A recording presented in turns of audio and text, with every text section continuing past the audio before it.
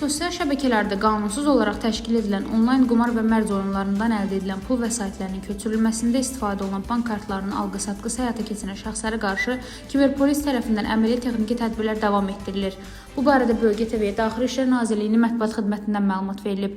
Bildirilib ki, Daxili İşlər Nazirliyi Kiber Cinayətkarlıqla Mübarizə Baş İdarəsinin bu istiqamətdə keçirdiyi növbəti tədbirlər zamanı qeyd edilən qanuna zidd fəaliyyətlə məşğul olan daha 8 nəfər Dilqəm Umudov, Nurhəsən Balayev, Sərvər Məmmədov, Zaur Məmmədzadə, Atabala Qarayev, Elçin İskəndərov, Fərid Qədirov və Coşqun Cəfərli saxlanılıblar. Araşdırmalarla müəyyən edilib ki, saxlanılan şəxslər bank kartlarını ayrı-ayrı vətəndaşlara ödənişlər edərək alıblar. Daha sonra həmin kartlar cinayət əməllərində istifadə edilməsi məqsədi ilə əsasən Telegram sosial şəbəkəsində ölkə xaricindən idarə olunan qanunsuz onlayn qumar təşkil edən şəxslərə satılıb.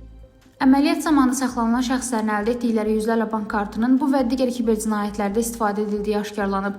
Faktlarla bağlı baş idarədə araşdırmalar davam etdirilir. Bir daha vətəndaşlara müraciət edərək bildiririk ki, əgər bank kartınızdan qeyri-legal məqsədlər üçün istifadə edildiyini müəyyən etmişsinizsə, hesabınızın mənbəyi şübhəli olan pul vəsaitləri köçürülübsə və ya sizə ödəniş müqabilində kart məlumatlarını satmaq təklif edilirsə, bu barədə dərhal polis orqanlarına məlumat verməyiniz tövsiyə olunur. Rəna Rövşənqızı, BTV.